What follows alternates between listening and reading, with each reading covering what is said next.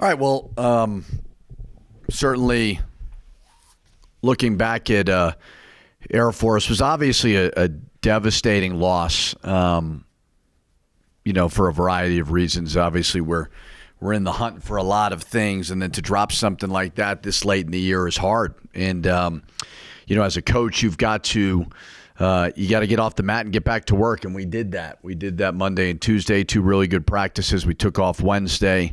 And then Thursday, and then hopefully today we have another good practice and so many good opportunities in front of us as well as conference tournaments. So, you've got to get better from it, and it's obviously a hard time of year for that to happen. But it happens, and you have to move on. And guys have been great. The response has been great all week. So I think they're excited about Boise. It's a tough challenge. Boise's playing great, really good team, tough, physical. Got us here, and we got to see if we can respond. I mean, we've gone all year without losing 2 in a row, which is pretty amazing, and so hopefully we can bounce back in a big way. Obviously, you guys saw Braden Applehahn's tweet. You'll speak to him after this. Just kind of a backstory, and he could certainly talk a lot about it, a lot more than me, but, he's been struggling with it all year, and it's a new challenge for a coach. You don't know what people are going through, and you want to support them to the best of your ability. I have 3 kids. I want them to do great, but I want them to be happy, and that's the same thing with my players. We want to challenge them, push them, get them better, but in the end, we want them to feel great every single day, and very, very grateful for, I think we're not where we need to be as it pertains to mental health. We can always get better with the support that we have and the resources that we have. But I know President Stokes and Eddie have done an amazing job since I have been here to continue to push to get more resources, whether it's, sports psychologists, doctors, or whatever, because Braden, and he'll talk about it, is not the only one going through this. And that's why I'm so proud of him, because of the courage to put himself out there to do it solely because he wants to help. That's why he did it. Him and his mom spoke and just thought it would be a great time to do it. So very, very proud of him, very appreciative of support that we're getting. And it can always get better and better because, like I said before, I don't know how many student athletes we have, but there's more that are dealing with it. And Braden bringing that to light can help. Then obviously that's the positive in that. So very, very proud of him. Well, just to piggyback off of that, since you kind of brought it up, he mentioned in the post that, the coaches have been super helpful as well as the support staff and trainer. For you, you kind of said it was new to you. How have you sort of helped him navigate this, and what have you learned through the process of supporting someone through this? Yeah, I think we all, as you get older, right, you always complain about the younger generations. Oh, they only care about social media and this and that. And there is some truth to that. But they go through a lot. And it's hard to be their age, where my age, being a college kid, and our age, we're all about similar age groups, right? I mean, it was different. There was no camera phones. There was no social media. There was none of this stuff. So we didn't have the pressure of when we went out and we acted like an idiot. Nobody was going to post something on social media. And that creates this stress and this anxiety. And there's just so much competition. And so I think the biggest thing more than anything is being empathetic. I think we're starting to understand as a society that people are going through things that we don't know about. And then with a guy like Braden, who was battling it, but, what can I do besides tell him that I'm here to support him? And, and that's for a coach. I mean, I do think coaches have evolved and understood that. And the way that you coach the modern day athlete is a lot different. And as I said before, I think although we can be frustrated with the younger generations like everybody does, they're going through a lot. And it is hard to evolve through high school and your teenage years and then into college with constantly being under that microscope. And you could say, well, shut it down and don't. That's their life. So I think more than anything for a coach, the challenge of knowing that everybody's going through something different. Some handle it better than others, or different, not better. Better's not the right word, but different than others. And maybe I can support, but we can find ways as well to support. And hopefully we've been able to do that. That's a tough situation for you to deal with. He mentioned how he had a lot of practices where he couldn't get through without breaking down. I'm sure you saw that, but there's really no handbook for dealing with that as a coach, is there? No. It was really, really heartbreaking to just watch it all kind of unfold. And, for us, we love Braden as a person, but from a basketball standpoint, I think he's going to be a really good player. We were playing him early. He was making shots. He's, as we've talked about, we got to get bigger and longer. And, he provides all those. Still young, he's only a freshman. He redshirted last year. But then, like you said, it's not a defensive adjustment. It's not a run them or like this. None of that. This is the kind of the new age thing that we got to deal with. So it's like anything else when people are going through hard times. What does everyone always say? Like, hey, I don't know what I can do, but I'm just here to support you. And as a coach, that's it. And as I said before, I think the resources that we've been able to provide our student athletes here. I've been here 3 years, and Eddie, and I'm not just saying this because he's here, but that's been like one of the number one things he's pushed. And I know he's fought for it, whether it's when you go into Santa Fe or talking with President Stokes, and they've been also very, very supportive. And it can always get better, so you don't always have to have all the answers as a coach, but and you don't as much anymore. It's more complicated, but you just tell them you're here for them. What about the teammates? Their role in this was something you had mentioned on the coaches show last night. Yeah, and the other thing where we always complain about NCAA and all those things, but when it was really hard, we were able to get Braden's mom on a plane and take care of that. And then, she spent a couple of days here, and his disposition changed. And that's the beauty of some of the changes that have been made over the years. And as for just his teammates, I don't know if when I was their age, I'd handled as well as they handled it, and they were unbelievable, and they've been unbelievable through it. Maybe I hope it's something to do with our culture. I hope it's, the character that we have in the locker room, but guys have been absolutely great towards him. And I think we all understand that they may be going through stuff too as well, So as I said before, every generation annoys the older generations, but this generation, certainly the way our guys have handled it has been phenomenal. Do you feel like it's brought the team closer together? Well, I mean, it's certainly that post. And again, I despise social media. I think it is the cause of a lot of issues. But you see the positives in it. I mean, that thing got over 5 million views. I hadn't read anything recently, but the other day I was just reading the support that he's getting, and there is good in the world. There is, and sometimes when we log on social media, we just see all the bad. But there are so many positives, and I think for our team, hopefully it can. Regardless of wins and losses, I hope it just shows them the human side of this whole thing. And as we all know, it only gets harder and harder as you get older and older. And we have a lot of conversations about that. We've got 4, I believe, guys, seniors in JB House and Ike, and then Mash will graduate, where they're stressed about the future. And how do you handle that? That's the key more than anything, because the stress doesn't go away. The pressure doesn't go away. You have kids, you get married, you have a job. It gets harder and harder, and it really comes down to how do you respond and handle those things. And hopefully our guys understand that.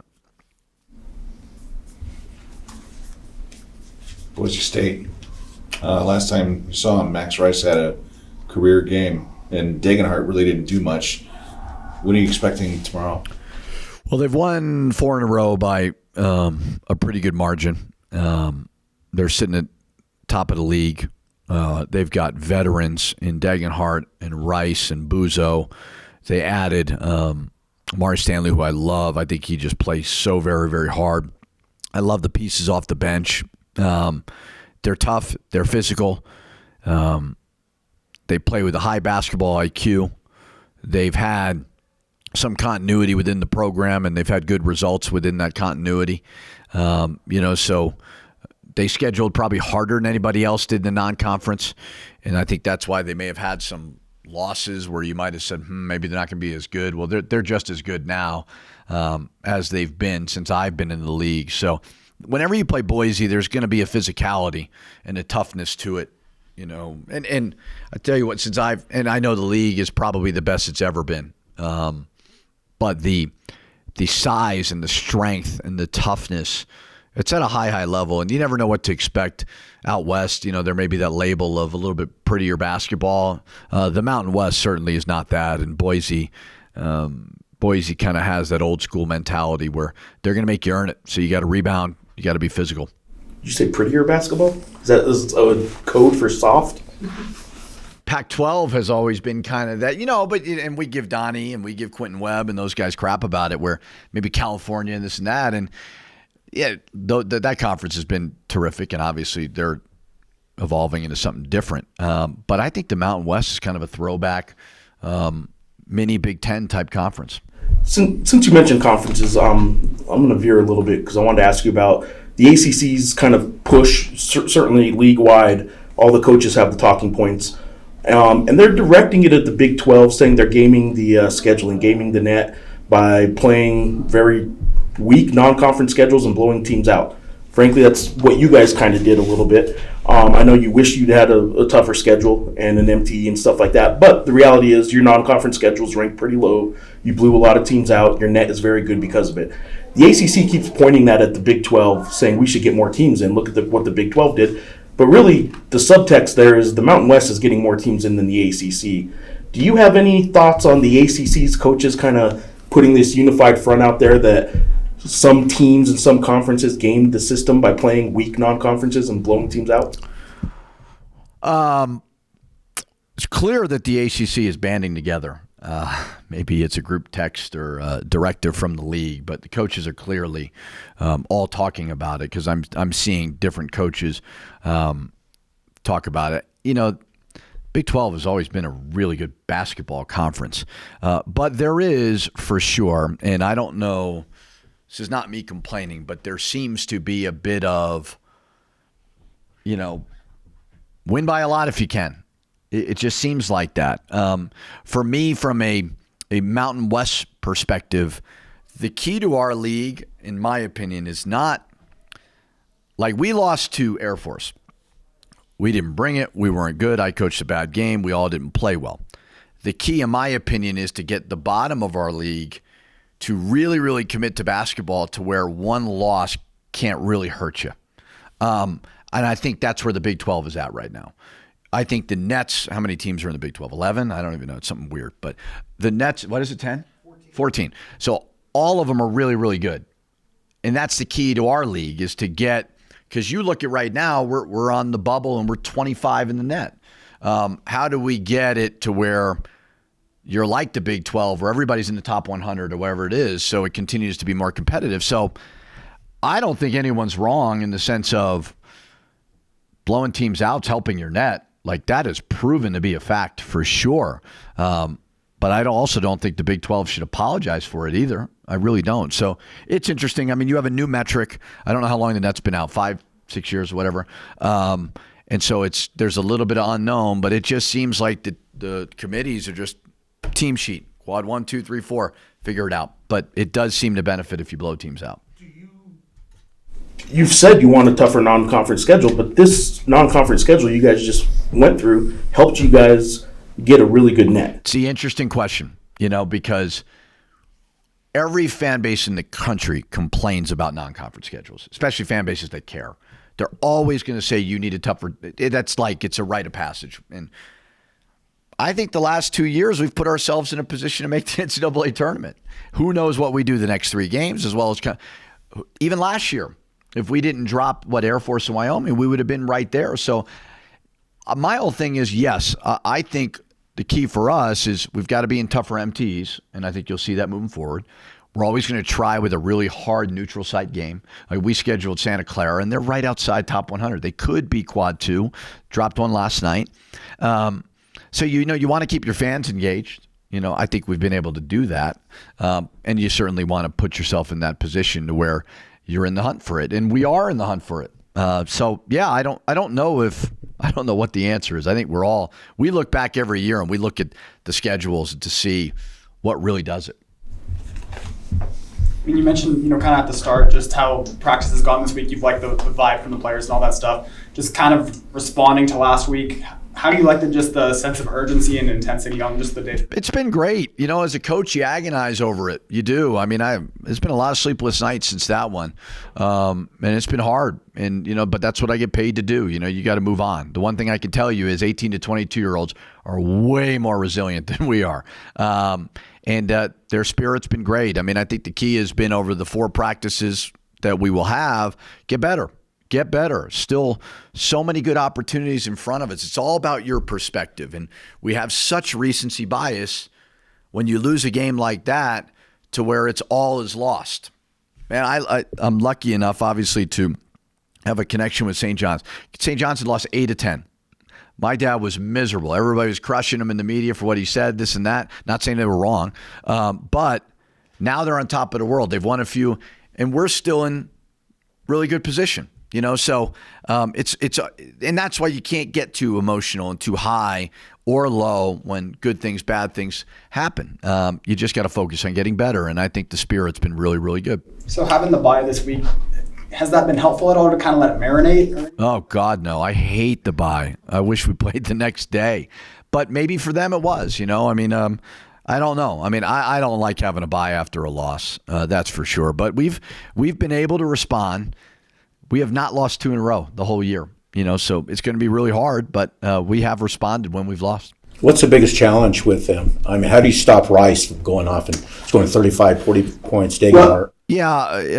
Rice is unique. When you look back to the first game, it wasn't like they were running these isolation plays and you can blame one guy who was guarding Rice. It was not that. It was a variety of ways.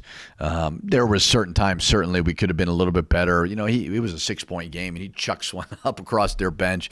He made several threes from behind NBA line. So just make it a little more difficult on him. We did a great job on Degenhart the first game, but he is more than capable of beating anybody. You got to rebound. They're tough. They're physical. They're strong. So it's a collective effort all around. After that game, you talked about needing to be able to defend for longer if you're not creating turnovers. Have you seen that progress since then, the way you guys are defending if the turnovers aren't coming?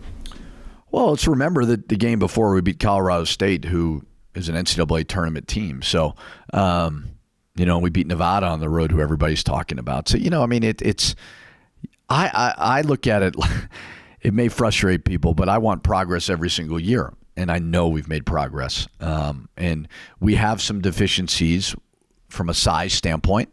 But they're really, really good when they're clicking, and you got to continue to work with that. Why can't you and Boise State have a blowout? I don't know. Rob asked me that the night before, on my radio show. I would have assumed year one they blew us out pretty good because they were really good and we were not great by any means. But I don't know. I remember last year's game, obviously, in this building was terrific, and I even thought last year's game in their building was really good as well. So I'm going to try really hard to blow them out, and I think it's going to be very, very difficult to do that because they're a really good team and a great program and very well coached. But I don't know. They've all been pretty good so far, so hopefully tomorrow night will be another good one. Nelly's a guy that seems to be playing a little bit better. Last time I kind of went down this path with Nelly, he kind of had maybe a couple quiet games. I don't know if he's had a whole lot of really bad games, but he seems to be consistently getting better offensively. Is there anything you've seen different in the last 3-4 games with Nelly? Probably been a willingness to throw him the ball down there a little bit more, and I think he's keeping it a little bit more simple. That's the key with Nelly is what 1 or 2 dribbles and go make your move. He has not had any duds where you're like, man, he played awful. But I agree with you. Like, we need him to continue to take that next step. Does a lot of things for us defensively, rebounding the ball for sure. But a lot of what we do offensively is predicated on you got to throw it down low. And he's shown it. Utah State, terrific, and he's done some good things as well. So he practices hard every single day, and no complaints from him.